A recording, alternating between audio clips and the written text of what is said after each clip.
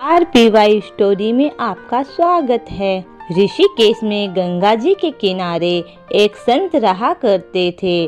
वह जन्म से ही अंधे थे और उनका नित्य एक नियम था कि वह शाम के समय पहाड़ों के ऊपर भ्रमण करने के लिए निकल जाते और हरि नाम का संकीर्तन करते जाते। एक दिन उनके एक शिष्य ने उनसे पूछा, बाबा आप हर रोज इतने ऊंचे ऊंचे पहाड़ों पर भ्रमण हेतु जाते हैं, वहाँ बहुत गहरी खाइयाँ भी है और आपको आंखों से दिखलाई नहीं देता, क्या आपको डर नहीं लगता? अगर कभी पांव लड़खड़ा गए तो बाबा ने कुछ नहीं कहा और शाम के समय शिष्य को साथ ले चले। पहाड़ों के मध्य तो बाबा ने शिष्य से कहा, जैसे ही कोई गहरी खाई आए तो बताना। दोनों चलते रहे और जैसे ही गहरी खाई आई, शिष्य ने बताया कि बाबा गहरी खाई आ चुकी है। बाबा ने कहा, मुझे इसमें धक्का दे दे।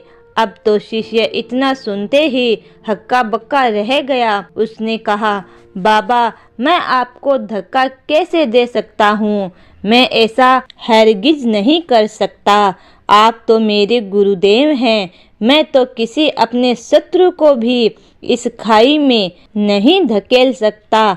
बाबा ने फिर कहा, मैं कहता हूँ कि मुझे इस खाई में धक्का दे दो, यह मेरी आज्ञा है और मेरी आज्ञा की अवहेलना करोगे तो नरकगामी होंगे। शिष्य ने कहा, बाबा मैं नरक भोग लूँगा, मगर आपको हरगिज इस खाई में नहीं धकेल सकता हूँ। तब बाबा ने शिष्य से कहा, अरे नादान बालक, जब तुझ जैसा एक साधारण प्राणी मुझे इस खाई में नहीं धकेल सकता तो बता मेरा मालिक भला कैसे मुझे खाई में गिरने देगा?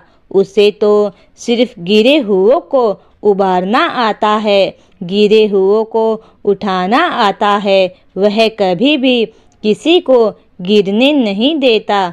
वह पल पल हमारे साथ है, बस हमें विश्वास रखना होगा उस पर।